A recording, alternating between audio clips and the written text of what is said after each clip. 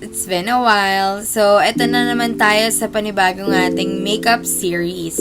So, if last time nag-share ako sa inyo ng aking skincare routine, then ngayon, isa-share ko naman yung aking pagme-makeup.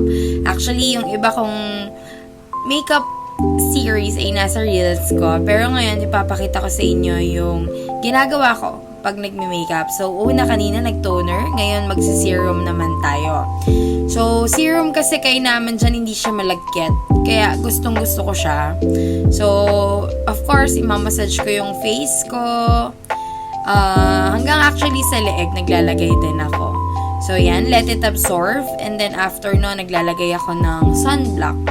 Bakit? Para saan ba ang sunblock? Sunblock kasi protects your skin from UV rays. Alam mo naman ang panahon ngayon, hindi naman nakatulad dati na okay lang kahit hindi ka mag-sunblock. At the same time, lalo na kung may mga pimple marks kayo, kapag kasi yan hindi ka naglagay ng sunblock, mas lalong mangingitim yung pimple marks ninyo. Hindi siya mawawala. So, proven tested ko na yan ng pagsa-sunblock. Hindi naman ibig sabihin na hindi kayo pupunta sa beach or magsa-swimming sa mga resorts hindi na kayo magsa-sunblock. Make it a point na dapat mag-sunblock. Next naman is yung maglalagay ako ng primer for my makeup. Ano bang benefits ng primer? Pwede namang hindi mag-primer, di ba? Ang primer kasi is to mattify your face. At the same time, it can absorb kasi yung makeup mo, papatagalin niya yung makeup mo. And at the same time, it protects your skin. Lalo na kung yung makeup mo is non-hypoallergenic. Pero in my case, hypoallergenic naman yan. So ngayon, I'm using yung All Day Foundation from Ever Belena. Since papasok lang naman tayo sa work. But you can see naman the coverage, diba? Sobrang natakpan yung redness ko. Kasi kung makikita nyo, may redness ako sa nose ko and then sa face ko. So, yun. Binablend ko lang siya using my brush. That's yung foundation brush ni Ann Klutz. So, syempre, blend lang. So, mas maganda kasi, for me, mas maganda yung binibigay na coverage ng foundation kapag ang gamit mo ay brush. Lalo kapag ganun kalapot yung consistency ng foundation mo. Kasi kapag malabnaw siya, mas maganda if yung sponge yung gagamitin. Pero kung malapot yung foundation mo, it's much better to use yung ganyang klaseng brush. So, yan. Blend lang tayo para hindi tayo magmukhang espasol. Kung makikita nyo talagang pinaglalaanan ko yung pagbe-blend kasi habang bine-blend ko yan, gusto ko kasi na-absorb ng skin ko yung foundation para hindi siya malagkit sa pakiramdam. So, next naman, I'm using yung Creamy All Over Paint ng BLK Cosmetics. Yan yung ginagamit kong pang blush on. Alam mo, nowadays, mas gamit ko yung liquid na blush on kesa sa mga powder kasi ang tagal nang itinatagal niya.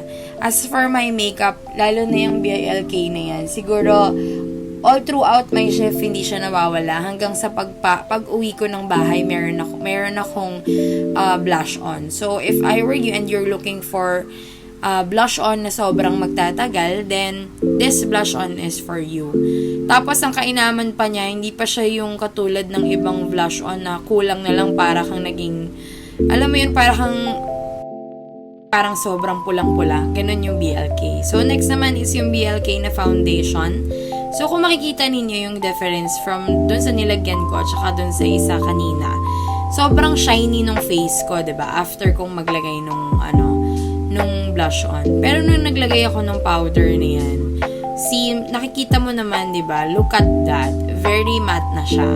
So, ako naman kasi, very oily kasi yung skin ko. That's why yung foundation na ginagamit ko or yung foundation powder na ginagamit ko is yung matte talaga. Kasi pag nag-oil top naman yung skin mo, maganda, kumbaga yun yung magsisilbing pang moisture kasi nung face mo. Yun yung mga problema ng may mga oily skin. So, yun.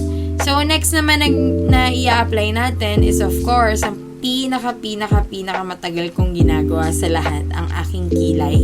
So, ngayon, let's start with the brow gel. Naglalagay muna ako ng brow gel. CS, bakit naman kailangan pa mag-brow gel? Simple lang. Kasi yung kilay ko sabog, sobrang sabog niya. Wala siyang pinatutunguhan, you know. Yung paglalagay ko kasi ng brow gel helps para ma-contain ko yung brow ko. And at the same time, mas madaling magkilay kasi kapag ginagamitan mo ng brow gel. And at the same time, di ba, ngayon uso nga yung mga bushy brows. That's why, gusto ko, yung kilay ko yung nag-stand out. Kasi dyan kasi nakikita kung yung korte kasi ng mukha mo naka-base din sa kilay mo. That's why, yun nun, I make an effort para magkilay. So, yan. Kung mapapansin nyo, di ba, natural brows ko lang yan. So, after nun, maglalagay na tayo ng powder. So, gusto ko ganyan, ginaganyan. Ginagawa ko muna siyang bushy. Para kitang-kita. So, yan. After nun, naglalagay na ako ng powder na pang eyebrows. Syempre, nagsistart ako sa ilalim. And then, padulo. And then, tsaka ko lang siya lalagyan sa itaas. After nun, blend ka na lang. Tapos, kung makikita nyo, meron akong nilalagay. Kasi nilalagyan ko yung may mga awang. Kasi, syempre, di ba, pag nag-aahit ka minsan may naaawangan. So, yun. Para magkaroon siya ng korte, kasi nga, di ba, sabi ko, sabog siya. Yan yung ginagamit ko. Mas preferred ko yung powder na ba eyebrows na ginagamitan ng brushes kesa yung mga pencil. Although, I have nothing against naman dun sa pencil. Maganda din sila. Pero sa ngayon kasi, ang bet ko ngayon is yung paggamit ng powder. Pero kung ikaw ay beginner, I think I need to recommend you yung using yung pencil or yung mga pangkilay na sticks from Maybelline, ganyan. From Ever Belena, ayan, yung mga ganyan. Pero kung ikaw ay very, very good na sa pagkikilay, then I recommend using powder. Talagang matagal yung itinatagal niya. Although lahat naman sila matagal, pero kay naman kasi pag powder yung ginagamit mo, mas mukha kasi siyang mas mukha siyang kasing natural looking.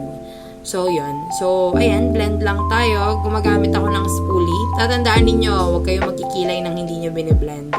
Kasi, parang ginuhit at idinrawing yung kilay nyo. Mas magandang biniblend para mukha siyang natural looking lang. So, yan. Tapos, yan nga, yan yung purpose ng brow gel, yung sinasabi ko. Kasi, tinatayo niya yung bandera ng So, inom tayong coffee. Siyempre, coffee muna tayo bago tayo umalis, diba? Okay, then next, gumagamit din ulit ako ng brow lock mascara ng BLK. Yan yung pangdagdag. Kasi kung makikita nyo, meron ako mga spaces sa kilay.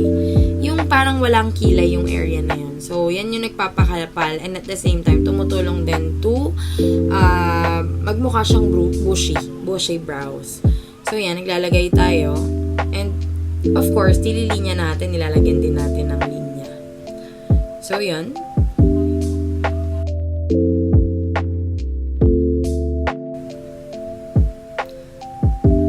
So, ayan, tignan nyo, mapapansin nyo yung kilay ko, diba? Mukha lang siyang natural looking. Hindi katulad kapag halimbawa yung parang very yung pencil na pencil, alam mo yun. So, yun. After nun, ganyan, kinukorte ko. Talagang sobrang tagal ko talaga magkilay.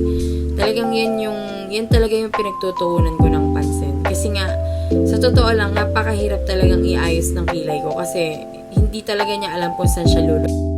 Yun, sabog-sabog talaga siya. And after nun, naglalagay ako ng eyebrows. Light lang. 2 patong lang yan. Isang light, yung base. And then yung pang-darken siya. So, ngayon, inuuna ko muna yung base. So, nilalagyan ko yung buong eyes ko. Gumagamit ako ng eyebrows powder. So, yan. And then, kinakalat ko lang siya. Biniblend ko lang siya. Pag sa work, syempre, kailangan light lang, no? Hindi naman tayo po pwede na kulang na lang naghuhumiyaw yung makeup mo. Then, after nun, nagpapatong lang ako ng konting dark. Medyo may pagka-gray. I don't know kung anong tawag dun sa shade na yan. Pero I'll get back to you soon. So, naglalagay ako niyan. Medyo grayish yung ano niya. Medyo grayish yung shade niya. So, dun ko lang siya nilalagay sa dulo. para lang magmukhang, alam mo yun, mukhang buhay yung mata ko. So, kung mapapansin nyo, di ba, ang ganda. Then, after nun, curl na ako ng mascara. Again, mag-curl muna kayo bago kayo maglagay ng mascara. Kasi, pag yan, meron na siyang mascara, huwag nyo na siyang i-curl kasi baka masira yung inyong eyelashes. So, sayang naman. So, kung mapapansin nyo, di ba, from my first previous vlog, ang sinasabi ko, naglalagay ako ng, anong tawag doon, ng castor oil sa pilik mata ko. So, ayan, mapapansin nyo na yung pag-grow nung pilik mata ko. Medyo bumabalik na siya sa dati. Kumakapal na siya and at the same time, humahaba na siya. So, hindi ako mahilig mag-eyeliner. Noon, sobrang hilig ko. Pero ngayon, hindi na magano. Naglalagay na lang ako pag may mga special events. So, ako, naglalagay din, ngayon, ang nilalagay ko na lang is mascara. Both upper and lower eyebrows. Lashes pala, sorry. So, ngayon, next naman, of course, ang lipstick. Ginagamit ko yung Bare and Bliss na light. Light lang. Medyo may pagka, lang siya, may pagka-beige, na may pagka-pink, nude colors. Kasi, pag sa work, syempre kailangan light makeup lang. Sis, lang naman mag-red lipstick ako. Pero anyways, I'm not against naman sa mga red lipstick kasi minsan ganun din naman ako. Pero, syempre, binabagay natin siya dun sa look natin. So, yan yung finished product. So, ayusin ko na lang yung hair ko and magmaganda tayo dyan. So, if you want more videos pa of me na mag-makeup, comment lang kayo sa baba and tignan ko kung kaya kong gawin yung i-request ninyong mga makeups. Yan lang and thank you for watching. See you on the next one. Bye!